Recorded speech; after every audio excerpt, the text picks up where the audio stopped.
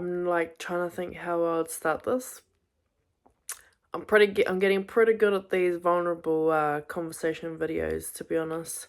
But this is one thing I did not expect to share about in my life, because I've set myself up in a place where I share very vulnerable things. I don't share everything.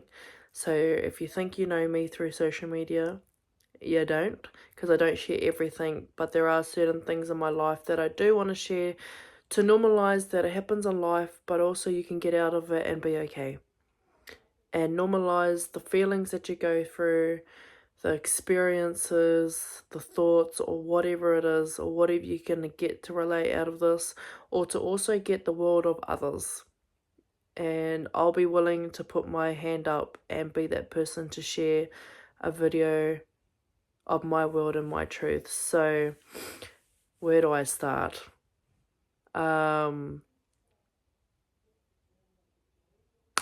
So at the start of this year, in Feb, I found out I was pregnant. Unexpected. And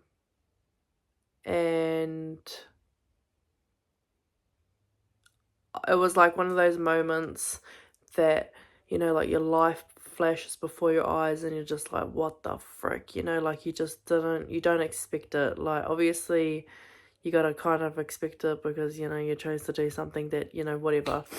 But I didn't expect to be pregnant, and I didn't expect my first time like this to be like the way it was, to be honest.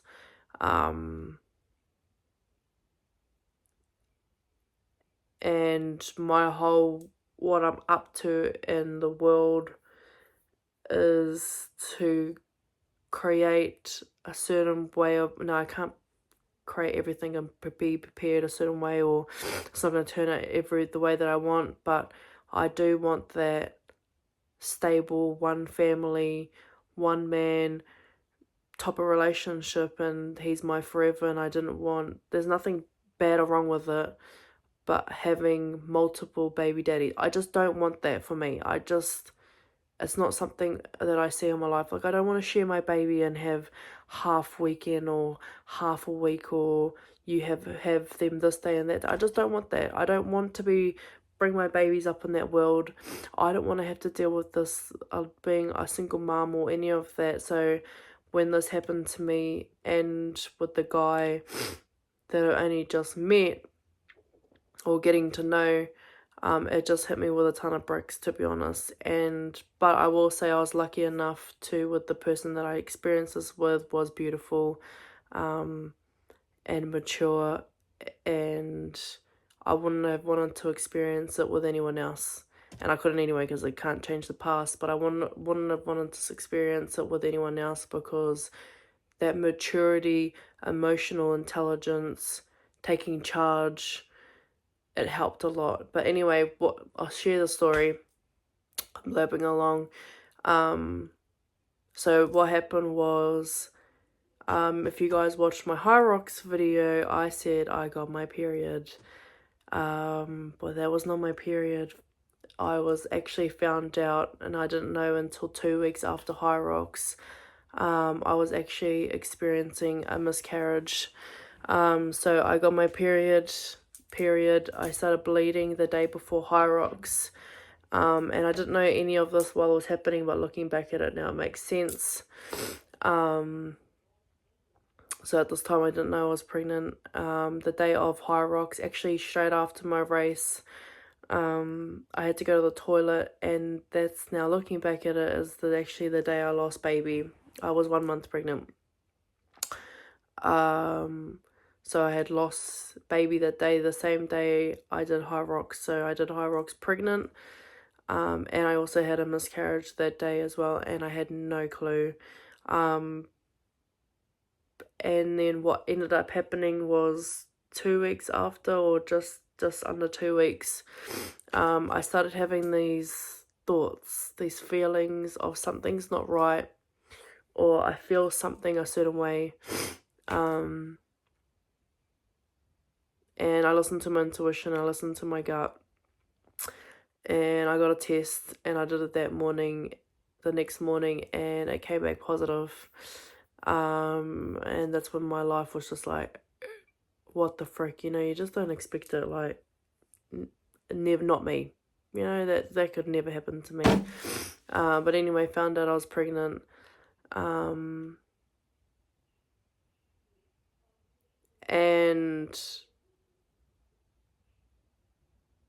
I told my mum straight away, and I told the guy straight away as well.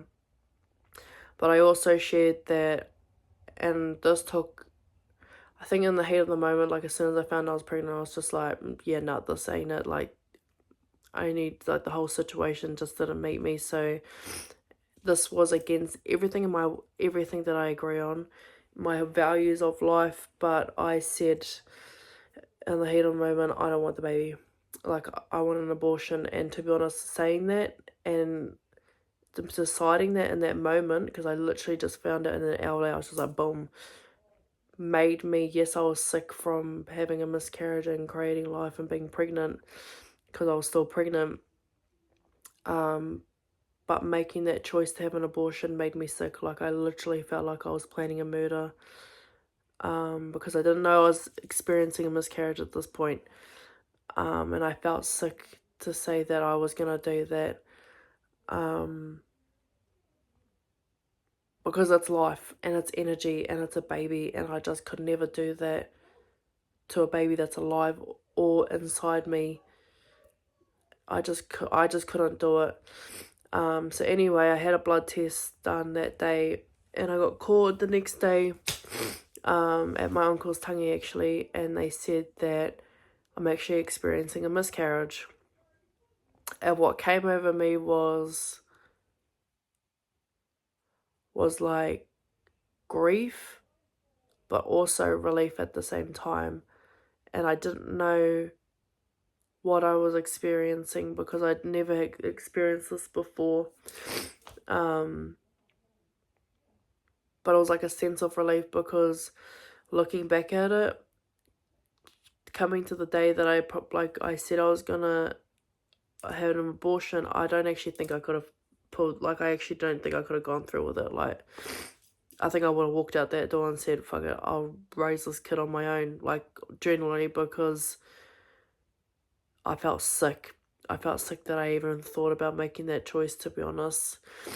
So anyway, I found out I was having a miscarriage, but I had complications because I had been bleeding for so long that I shouldn't have been pregnant at all, but I still was. So I had to carry on and get tests done. I had to go to A&E to make sure that I was okay and get more tests done. But what was happening was I had the BFT kōrero wellness retreat. So at the wellness retreat, I was actually extremely sick. But I generated myself to pull myself through to facilitate that, and then afterwards I could be with what I needed to be with. So I didn't really get time to grieve, to rest or anything, because I was sick. I was fainting. I was experiencing everything that a pregnant woman would, and then I was also experiencing what it took to lose life as well in such a short amount of time. And it took a lot on my body. And because before I had found out I had lost baby, like the symptoms of the miscarriages already happened, and I felt like I had missed this is just me, what I was experiencing in my head. I'd missed the boat to grieve. Like, how could I grieve now? Like, that whole process, I'm nearly at the end, so like, what do I even grieve? Like, I was trying to like figure everything out, but sometimes I believe that not everything needs to be figured out. So anyway, I was sick. I had toxemia, and had to get blood tests done as well. But thank God, after the wellness retreat that week, towards the middle of the week, I think it was, I got cleared, and no longer was pregnant, and my miscarriage had cleared. But what I got present to is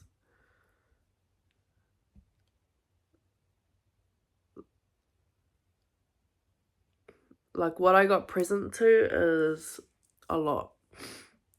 Like how freaking hard it is to be pregnant.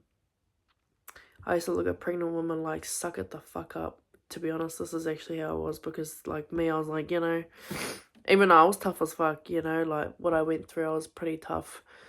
But fuck, you are just so, and I am sharing this so that people get the world of pregnant women and men. The first what I experienced was, I was so fucking tired. I was so tired, and I just couldn't understand why I was so tired. I just wanted to nap all the time.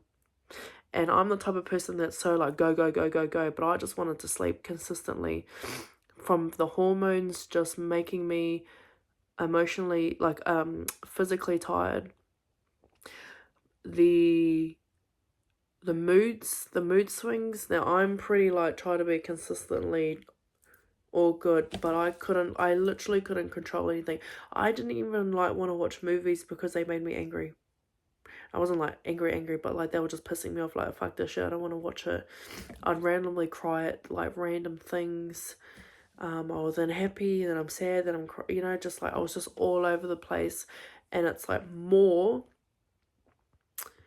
that you're exhausted from being all over the place. Like you're exhausted from creating a life and losing life, but I was so exhausted from being all over the place, and emotionally it took a toll on me because it just wasn't me.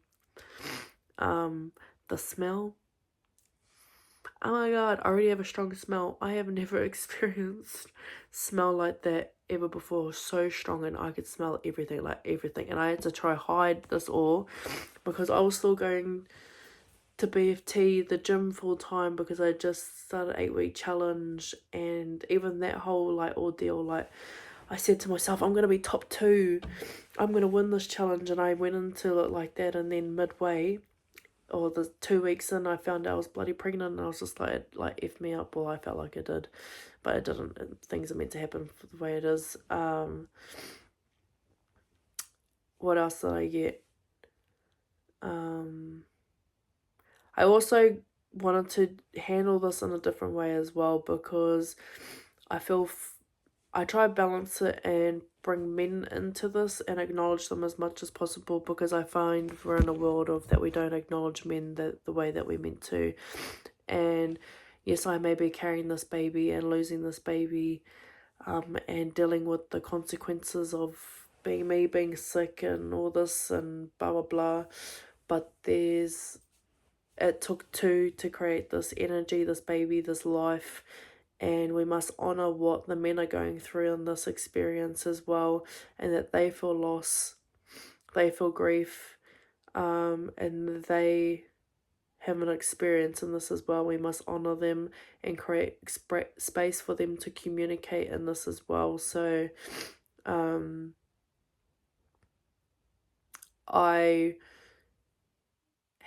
trying to articulate this so it's not sharing too much about that person, but making sure I honoured them and communicated respectfully and openly and honest with them as well, so that they felt comfortable enough to share what they needed to share as well. And as men, they feel loss, they feel everything. They may not be carrying the baby, but they feel everything, and we must honour that in them and the way that they feel, and the decisions that we make as mothers for our babies as well, because it's their babies, because it's them literally inside of us.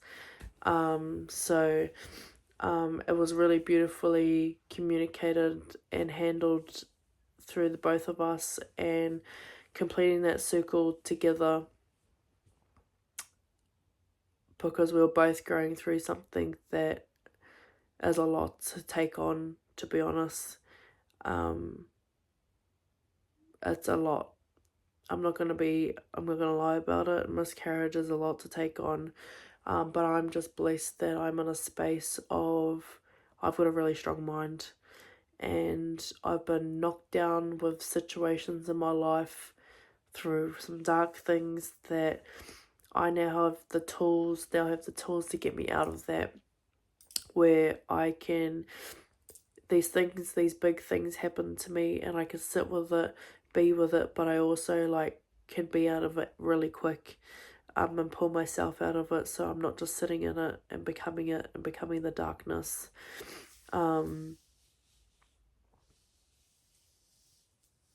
I'm still like on the discovery and the roller coaster of what I go through with losing losing a baby as well, and it's still a learning journey for me because a lot of people have their own different views and point of views, but at the end of the day, this is my story and it's my miscarriage, and whatever I experience and get out of it is my story.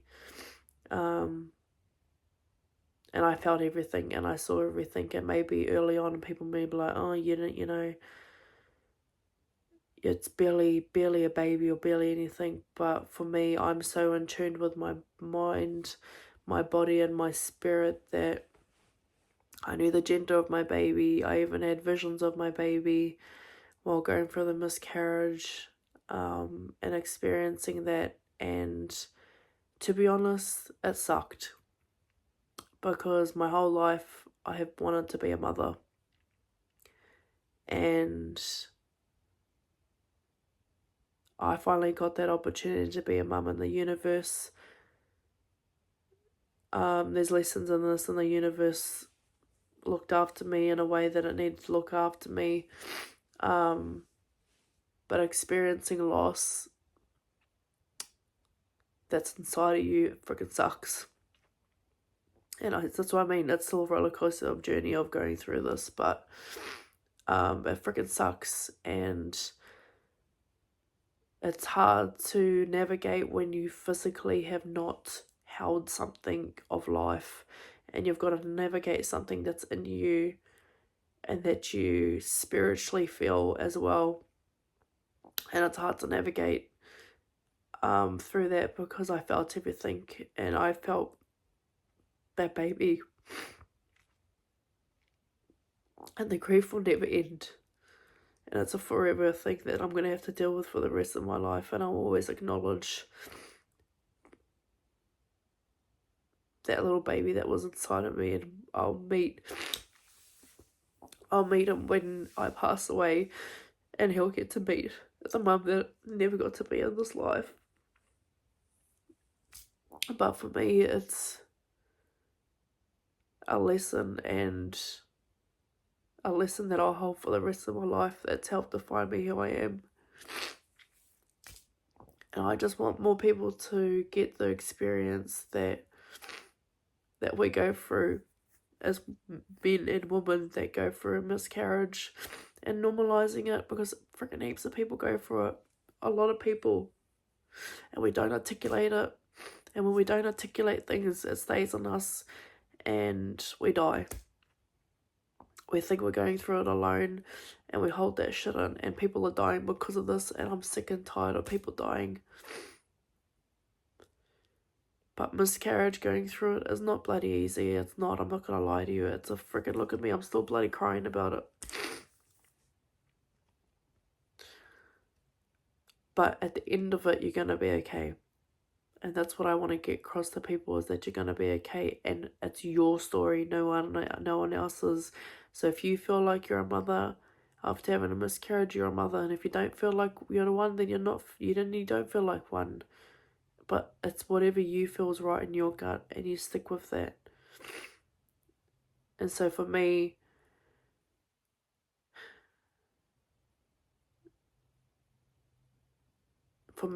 my story is that I want to share this to the world, and to normalize this conversation of miscarriage, and what that feels like, and the experiences that you go through with that, because it's such a topic that it's like, oh no, better not talk about that, you know what I mean? I'm just like, no, actually, let's talk about it. Let's have the conversation about it. So yeah, that's what I wanted to share. I have no idea what I've said actually. It's just gone. I feel like I've just blurred everything out, but I feel good.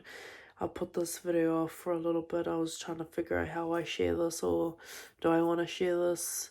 But I actually just got opportunity for mahi to facilitate with mamas, because some of the highest suicide rates are with mamas dealing with this type of stuff, and I'm sick and tired of our own people dying and doing it to themselves. So yeah, that's why I've articulated this. But to let everyone know that I'm okay. I'm actually generally okay, like really okay. And that this will be a forever thing that I will grieve for the rest of my life, and I'll honour that day, and I'll honour that, and I'll tell my children about this as well, and sharing them my world of what I went through with this as well. So yeah, I'm gonna stop yapping, but I thank you if you're still here for watching this. And I can't wait for the next time that I'm pregnant, that it's gonna be with a man that is, we are both excited, we're both prepared for this as much as we can be prepared for it. You can never be prepared for a baby. And honour it in a way that it needs to be honoured, because it's a beautiful thing to create babies. They are life and they're beautiful, and my next experiences, I want it the way that I deserve, for both me, for as a woman, and for the male side as well, and for the baby, because this is my everything. I want to be a mum, and I'm unapologetic about that. I want to be a mum, and that's my biggest dream, my biggest aspiration, and why I do everything that I do, is to create a better world for my babies. But I know that the universe knows that my time is not now, and I've still got some mahi to do for myself, and whoever my partner is, whoever that is, has got some mahi to do, so that when we bring our babies in, it's the best of the best. So yeah, I'm gonna end it there. So yeah, thank you for listening, letting me share my truth, and that to anyone out there that is experiencing this, male or female, that you're gonna be okay, and to articulate what you're feeling more and get it out, what you really truly feel, because it feels good. It feels good when you let it out. Whether you write it down, you do videos, you talk to people, just let it out and stop holding it in, because you're not the only one dealing with this. There are millions, there are billions that go through this. So it's normalizing that we go through this. So that's me. I love you all, and pō marie.